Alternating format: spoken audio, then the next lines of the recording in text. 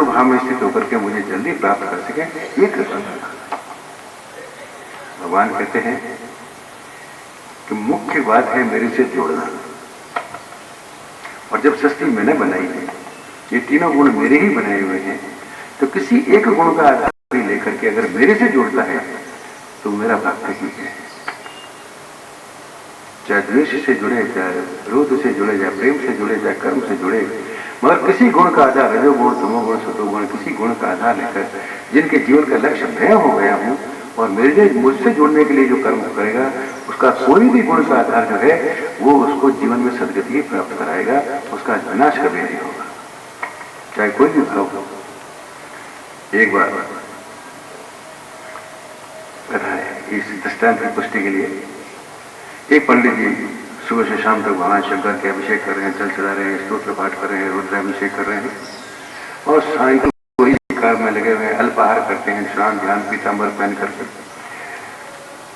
तो पार्वती जी बड़ी पसंद हुई भगवान को, कहा देखो आप कितने सुंदर बड़े से बड़े भक्त हैं दुनिया में, आपकी क्या महिमा दो। कहते भक्त जो सुबह से शाम तक आपकी सेवा पूजा में लगे रहते हैं। भगवान जरा मुस्कुराए, बोले देवी तुमको पता नहीं है, ये भक्त तो हैं, भक्ति करते हुए दिखाई देते हैं, और ये भक्ति करते किसकी है ये कौन जानती है, तो मैं जानता हूं। भगवान की भक्ति किस लिए ये कर रहे हैं, मेरी भक्ति, इनका लक्ष्य क्या है ये तो मैं जानता हूं। तुमको ऊपर से जो कुछ करते हुए दिखाई देते हैं तुमने समझ लिया कि यही सत्य है, ऐसा नहीं। कुछ कामनाओं की पूर्ति के लिए, लोक इच्छा पूरी करने के लिए कई कामनाएं होती है, उसके लिए भी भगवान से भक्ति मांगा जाता है, उसकी उपासना तर्पण अनुष्ठान किए जाते हैं। बोले ये भक्त नहीं है, ये भक्त है ही नहीं, ये तो सौदागर है, मुझसे सौदा करने के लिए ये सब ये ढंग रच रहे हैं, ये कहाँ बात है। बोले कि महाराज ये भक्त नहीं है, फिर आपके भक्त कैसे होते हैं, और ये भी भक्त नहीं है, फिर भक्तों का क्या स्वरूप है। बोले अच्छा मेरे भक्त देखना चाहती हो, चलो मेरे साथ। तो दोनों ही एक साधारण स्त्री पुरुष के रूप में सृष्टि में आए और एक भगवान शंकर के मंदिर जहां लिंग स्थापना है उसके पास ही एक भील रहता था और वो जंगल में लकड़ी काटने जाता था अपने काम में। सुबह उठते ही जब काम पर जाता था तो मुंह में कुल्ला भर के आता था और भगवान शंकर के ऊपर थूकता था, ये अभिषेक था उसका। थूक करके पूछता था पूजा थी नहीं, तो अंदर से आवाज आती थी हाँ भाई हो गई, स्वीकार कर लिया, और फिर वो काम पर चला जाता। ये उसका हमेशा का पूजा इतनी ही थी। जाते समय उसको जो है भगवान मुंह पर जो कुल्ला होता था भगवान शंकर के लिंग के ऊपर थूकता और ये पूछता पूजा थी नहीं, अंदर से आवाज आती थी नहीं, बस हो गई पूजा, सब काम पूरा, अब चलो काम पे। अब जिस दिन वो वहां पर पहुंचे, वो भील भी वहां पर पहुंचा और कुल्ला जैसे थू के पूछा पूजा थी, कोई आवाज नहीं आई, कोई उत्तर नहीं आया। अरे उसने देखा आज मेरी पूजा भगवान ने स्वीकार नहीं की, अब इस जीने से क्या मतलब है। तुरंत उस गणाक्ष से अपना सिर धड़ से अलग कर दी, चला दी। बोला अब क्या जीना है। बोले ये भक्त है जो मेरे बिना रह नहीं सकते, जिनका जीवन का सर्वस्व मैं हूं, उनका हर कर्म मेरी पूजा है, मेरे से जुड़ के जो भी कर्म किया गया है वो मेरी पूजा ही है और एक निष्ठ होकर के पूजा कर रहे हैं। आज मैंने उसकी पूजा स्वीकार नहीं की। उन्होंने कहा जब मेरी पूजा ही स्वीकार नहीं भगवान ने नहीं की तो मेरे इस जीवन से मतलब क्या है। कि सांस लेने को जीना थोड़ी कहते हैं, ये कब तक ऐसे व्यर्थ सांस लेता रहूंगा। तुरंत उसी गणासे से अपना सिर काट के लगा दिया। बोले ये है भक्त, क्योंकि ये मेरे सिवाय और किसी को नहीं चाहते। भक्त जो है भगवान के सिवाय और किसी को नहीं चाहते, मगर भगवान से जो चाहते हैं वो तो भगवान से सौदा करने वाले भक्त कहाँ है। फिर भी भगवान ने उनको कुछ छूट दे रखी है। 4 प्रकार के भक्त भगवान ने मान लिए हैं। 8 जो दुख में भगवान को याद करते हैं वो भी भक्त हैं। 8 भक्त हैं दुख में याद करने वाले। और माता कुंती उसका स्वरूप है। अर्थात किसी कामना किसी कार्य की सफलता के लिए करते हैं, अर्थ की प्राप्ति के लिए भगवान से प्रार्थना करते हैं, वो अर्थात की भक्त है। उनको भगवान ने भक्त मान लिया, कम से कम मेरे से तो मांग रहे हैं, मांग भी मेरे से ही रहे ना, इसलिए मेरे भक्त है। तीसरा है जिज्ञासु, जो ये जानना चाहते हैं भगवान आपका है क्या, ये क्या है भगवान, ईश्वर क्या है, वो जिज्ञासु भक्त है। और चौथा भक्त है ज्ञानी, जो सबसे श्रेष्ठ भक्त है, जिसने जान तो लिया भगवान और मगर जो भगवान का ज्ञान जिनको हो गया है, ज्ञानी भक्त हैं, वो अच्छी तरह से जानते हैं मेरे स्वरूप को और मेरे से जुड़े हुए हैं, वो सबसे श्रेष्ठ भक्त हैं। ये 4 प्रकार के भक्तों की डिग्री भगवान है गीता में।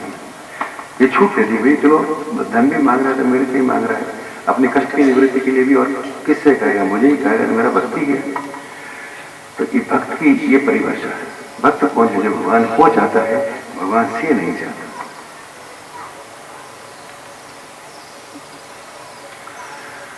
भगवान ने उनकी प्रार्थना की, जिस किसी योनि में शरीर में आए उनकी जीवन की अवधि थोड़ी आयु छोटी कर देना, अल्पायु कर देना, ताकि कम ही समय में दृढ़ शत्रु भाव से स्थित होकर के मेरे में मिल जाए, जल्दी मुझे प्राप्त कर ले, ये कृपा करना।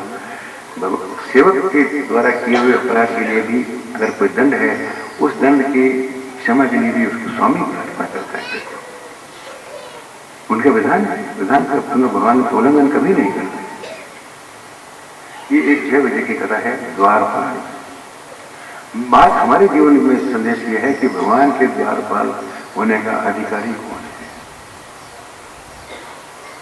भगवान के द्वारपाल इसलिए नियुक्त किए जाते हैं कि भगवान के द्वार की रक्षा करने के लिए द्वारपालों की आवश्यकता नहीं है। वो तो जीवन में सारी दुनिया के रक्षक खुद हैं। उनकी रक्षा तो उनके द्वार की रक्षा और कौन करेगा? उनके द्वार तक जो आ गया है उसकी सूचना सम्मान पूर्वक भगवान तक पहुंचा दे और उनके आदेश हो जाए तो उनको सम्मान पूर्वक भगवान तक ले जाए। भगवान से मिलाने में जो सहायक है वो भगवान के द्वारपाल होने के लायक है। हमारे यहाँ भी हम लेते हैं जब महापुरुष भगवान ही है और कौन है? गुरु साक्षात परब्रह्म कहते हैं, बड़े बड़े महापुरुष भगवान के रूप हैं। मगर कुछ लोगों को कुछ विशेष सेवा का अवसर मिल जाता है, उनके कर्म से, सेवा से, वो उनके बहुत निकट के सेवक हो जाते हैं और निकट के सेवक होने के कारण से अभिमान भी हो जाता है। अच्छा, फिर उनके जो गुरु महाराज स्वामी महापुरुष जो लोग हैं उनके साथ उनको हर काम उनको बताते रहते हैं, तो लोगों के सामने भी रहता है भाई ये खास आदमी है भगवान के, तो उनसे लोग थोड़ा संकोच भी करते हैं।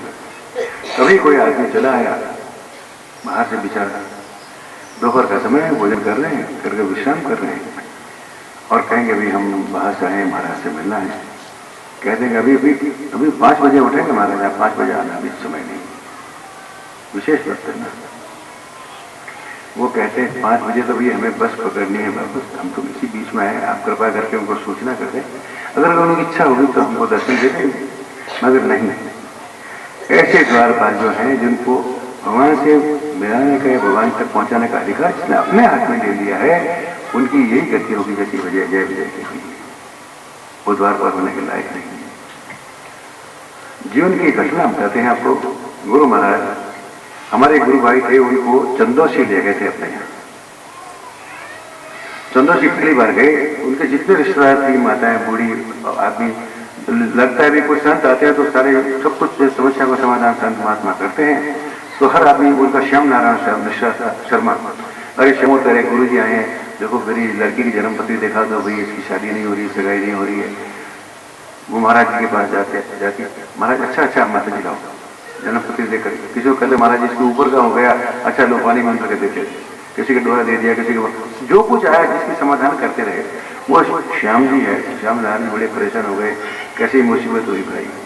महाराज जी क्या समझेंगे, आते ही सब लोग अपनी कामना ले लेके बाहर अंदर आ रहे हैं। तो एक बार तो बड़े परेशान हुए, तो महाराज जी अंदर पड़े हुए थे कमरे में। एक बार कमरा और था, वहां पर वो शर्मा जी बैठे हुए। तो दोपहर के समय में एक माता जी आई, अरे श्यामू तेरे गुरु जी कहाँ है भाई, देखो मेरी लड़की की जन्मपत्री लेकर आई हूँ, कुछ जन्मपत्री देखना है, कब इनके सगाई का योग बनता है।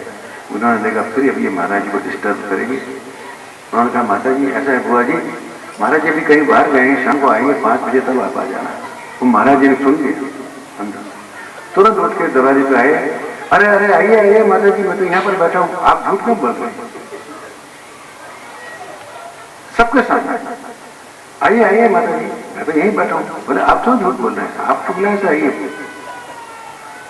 अरे भगवान ने उनको मेरे पास भेजा, आप कौन रोकने वाले होते हैं?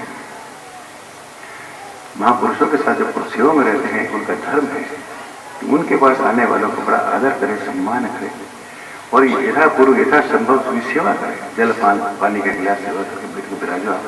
अभी मैं आपकी सूचना करता हूँ, अगर महाराज जी की आज्ञा होती तो बड़ी कृपा की आप यहाँ आए तो बड़ा आदर से उनको बिठाना चाहिए। वो द्वारपाल होते हैं भगवान के, द्वार पे रोकने वाले द्वारपाल नहीं होते। वही जय और हिरणाक्ष और हिरणाक्ष के रूप में दिति के गर्भ से जन्म उन्होंने लिया। और दिति ने इस डर के मारे कि ये दो पुत्र जो है दैत्य, भयंकर दैत्य और सृष्टि में कष्ट पहुंचाने वाले होंगे, तो 100 वर्षों तक अपने पेट में रखा, बाहर ही निकाला कि ये कष्ट देंगे। पर आखिर 100 वर्षों के बाद उनका जन्म हुआ, जिसमें हिरणाक्ष जो है एक क्षण पहले जन्मे। पर हिरणाक्ष जो एक क्षण बात है, ये जुड़वा भाई होते भी कुछ छोटे बड़े का भेद एक क्षण के कारण हो गया।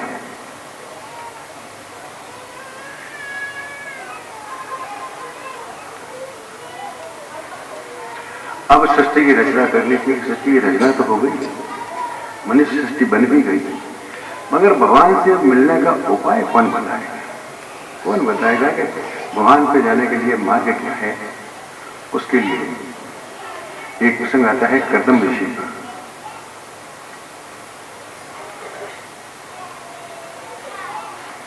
मनु और शत्रुपा के संयोग से एक पुत्री का जन्म हुआ जिसका नाम था देवहूति।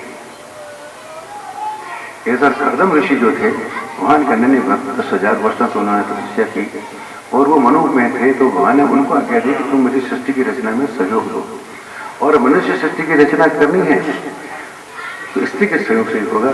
तो उन्होंने कहा महाराज आज्ञा का पालन तो मुझे करना ही है, और मेरे योग्य कोई स्त्री भी, ऐसी लड़की भी हो जिससे मैं अपने जीवन में अपना सकूं।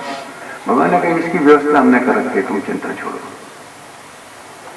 बोले तुम्हारे पास एक दिन कुछ दिनों में प्रस्ताव आ जाएगा किसी लड़की का, तुम समझ लेना कि वही लड़की तुम्हारे लिए मैंने हमने मतलब जो है सोच रखे, तुमने उसको उस प्रस्ताव को स्वीकार कर लिया ना। ये मनुष्य और शत्रुपा की लड़की जो देवहूति थी, और ये भी कह दिया कि तुम्हारे जन्म गर्भ से मैं ही जन्म दूंगा। कर्दम ऋषि मनु और शत्रुपा के इस पुत्री देवहूति से विवाह हुआ। कहा कि तुम चिंता मत करना, तुम्हारे संतान के रूप में मैं ही आऊंगा, और मैं ही तुम्हारे संतान के रूप में तुम्हारे घर में आ रहा हूं, इसका संकेत तुम्हें मिल जाएगा, क्योंकि तुम्हारे अंदर तो कोई काम करते है ही नहीं। मगर जिस दिन काम का स्फुरण हो उस दिन तुम समझ लेना कि ये मेरी इच्छा है, और उसी समय जो है सहयोग बनेगा, और उसके सहयोग के फलस्वरूप जो भी तुम्हें पुत्र रत्न की प्राप्ति होगी वो मैं ही होऊंगा। ये पहले से घोषणा करती। उन दोनों के पुत्र का नाम था भगवान कपिल देव, कर्दम ऋषि की संतान थी, और देवहूति उनकी माता। ये थोड़ा सा ले लेते हैं क्योंकि ये प्रसंग समाप्त हो जाएगा, कथा का प्रभाव है, कथा तो अनंत है। थोड़े ही समय में हमको अपने बिंदु, ये मोती जो है चुनने हैं। भगवान जो है कपिल देव देवहूति के माता से जन्म उन्होंने लिया, और क्योंकि वो जानती थी, उनको पहले से सूचना थी कि ये भगवान ये जो कपिल देव है मेरे पुत्र नहीं, ये स्वयं भगवान ही है। इन्होंने ही सृष्टि के उद्धार के लिए मेरे कोख से जन्म लिया है, ये स्वयं ही मेरे कोख से पधारे हैं, तो इनके सिवाय अब मेरे कल्याण का मार्ग बताने के लिए कौन लायक है? कपिल मुनि थोड़े बड़े हुए। एक दिन वही माता देवहूति माँ है, मगर कल्याण की जिज्ञासु है। जिसके कल्याण के मन में तड़प हो गई, जिज्ञासा हो गई, वो किसी संबंध का विचार न करके वो एक शिष्य के रूप में खड़ा होता है। माता शिष्य बनकर के पुत्र के सामने खड़ी हो गई कि भगवान हम स्त्री जाति के लोग हैं, वैसे ही देह में आसक्त हैं, मोह में फंसे हुए लोग हैं। हमारे जैसे अनपढ़ गंवार स्त्रियों के लिए जो कुछ नहीं जान सकती, कुछ शास्त्र जानती नहीं, योग कर नहीं सकती, व्यस्त के कार्यों में रात दिन फंसी रहती है, हमारे लिए कौन सा सरल उपाय है जिसके कारण से हमको भगवान के दर्शन और मोक्ष प्राप्त हो सकता है? तो भक्ति योग का उपदेश कपिल मुनि अपनी माता देवहूति को करते हैं। सिंपल सी साधारण सी सरल सी बात कहते हैं, माता ये शरीर जो है ये आने जाने वाला है। संसार में कोई चीज जो आई, वस्तु आई है, वो टिकने वाली तो है ही नहीं। ये सब अनित्य संसार है। इस अनित्य संसार में नित्य तो केवल मैं ही, भगवान ही नित्य है, और अनित्य संसार में ही नित्य की प्राप्ति होना संभव है, मनुष्य योनि में ही, और किसी योनि में संभावना नहीं। तो बोले माता इस देह के कारण, शरीर के कारण मैं और मेरे पल का भाव जाग गया। ये मैं शरीर हूं, और मेरे शरीर से जितना जुड़ा हुआ लोग हैं सब मेरे हैं, और यही बंधन का कारण है। जो भाव मैं और मेरे पन का संसार से जुड़ गया, उसी के कारण बंधन हो गया। तो अगर जहर भी है मगर उसकी अगर औषधि बना ली जाए तो उसी से उपचार भी हो जाता है। शीशियों पर लिखा जाता है पॉइजन, कई दवाओं के शीशे में पॉइजन लगा रहता है, मगर उस जहर को जब दवाई बना लिया जाता है, औषधि बना ली जाती है, तो वो जो है संजीवनी बूटी का काम भी करते हैं। तो उन्होंने कहा इसी तरह से इस मैं और मेरे मन के भाव को अगर भगवान से जोड़ दिया जाए कि मैं भगवान का हूं और भगवान ही मेरे हैं, तो वही मैं और मेरे मन का भाव जो है मोक्ष का प्रदाता हो जाता है, बंधन को काटने वाला हो जाता है। भगवान ही एक सबके मालिक है। माता इस मैं और मेरे जो संसार को अपना मान रखा है, भगवान को अपना मान ले और मैं भगवान का हूँ, वही मेरे जीवन में सर्वस्व है। तो यही मैं और मेरे मन का भाव जो है मुक्ति देने वाला हो जाएगा भक्त। और वो भगवान की कृपा के बिना महापुरुषों की शरण में रह करके उनके शरणार्पण होकर के विनम्र होकर के चरणों में आश्रित होने के सिवाय और दूसरा कोई मार्ग नहीं है। सीधा सरल उपाय भक्ति योग का प्रदर्शन उन्होंने किया। भगवान कपिल देव ने मां को भक्ति का उपदेश कर दिया। भजन देश में बहुत है, इसके भजन इसके प्रसंग में रह भी रह सकते हैं।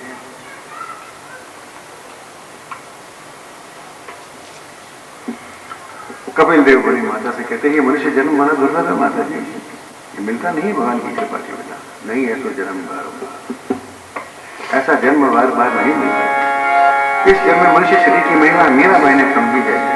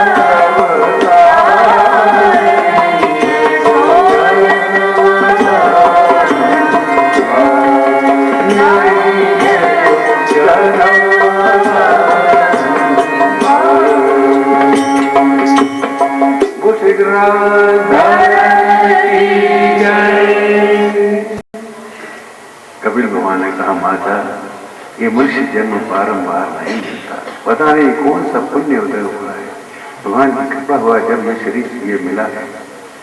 अब इस शरीर को पाकर के क्या संसार में मोह करना, कर्म प्राप्त तो भोगना ही है। वो कर्म जो हमारे प्राप्त है चुपचाप भोग करके इसको पूरा कर लेना है, वो तो करना ही पड़ेगा। प्राप्त संस्कार के वश होकर के जीवन में कर्म करने ही पड़ेंगे, प्राप्त का भोग पूरा करना ही पड़ेगा। और वो करते ये तो करना पड़ेगा, और करना चाहिए क्या? चाहिए भगवान का भजन करना। ये तो करना है, पूरा करो, पूरा हिसाब किताब है, पुराना ईमानदारी से चुका दो अपनी ड्यूटी पूरी करके। मगर ये समझ करके ये तो पुराना हिसाब चुकाने के लिए शरीर आया है, ईमानदारी से इसका हिसाब होता है। जिसका जैसा संबंध है उसके अनुरूप ईमानदारी से प्रेम से व्यवहार करके हिसाब चुका दो। और आगे ऐसा सौदा करो ही मत जिसमें फिर कभी कोई ऋणी होकर के कर्जदार होकर के फिर आना पड़े। सारा भगवान को जीवन में आधार मान करके जीवन समर्पित वहां कर दो, कोई कर्म बनेगा ही, कर्जा रहेगा ही नहीं। तो इसका उपाय तो केवल गुरु ही बता सकते हैं।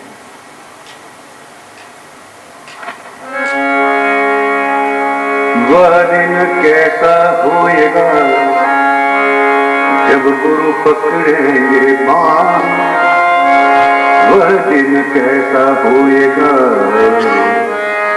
जब गुरु पकड़ेंगे बाण, अपना कर बिठलाएंगे चरण कमल की छाया, अपना कर बिठलाएंगे चरण कमल की छाया। हाथ जोड़ विनती करूं, हाथ जोड़ विनती करूं, अपना वो कह पाऊं, द्वार तुम्हारे आपड़ा विद्या गुण कछुना। मोह में इतनो बल कहाँ,